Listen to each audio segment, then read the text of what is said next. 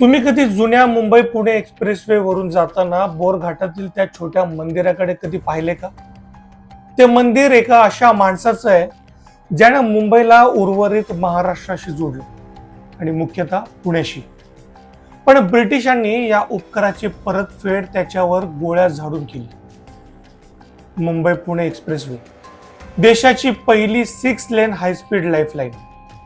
आज आपण या मार्गावरून ताशी 100 ते 120च्या वेगानं अवघ्या 1.5 ते 2 तासात मुंबईहून पुणे गाठतो. लोणावळ्याच्या बोरघाटात आता मिसिंग लिंक या नावानं जगातील सर्वात रुंद बोगदा तयार झालाय. हा बोगदा म्हणजे अभियांत्रिकीचा एक चमत्कार मानला जातो. पण मित्रांनो, त्या सिमेंट आणि कॉन्क्रीटच्या मागे दडलेला इतिहास तुम्हाला माहिती आहे का? ज्या घाटासमोर 1850च्या दशकात जगातील सर्वात मोठ्या ब्रिटिश साम्राज्याचे इंजिनियर्स हतबल झाले होते, जिथे आधुनिक विज्ञानाचे सगळे नकाशे फोल ठरले होते, तिथे एका सामान्य धनगरानं हा मार्ग शोधून काढला होता. पण या उपकाराची परतफेड इंग्रजांनी सोन्याचं बक्षीस देण्याऐवजी छातीत गोळी झाडून केली.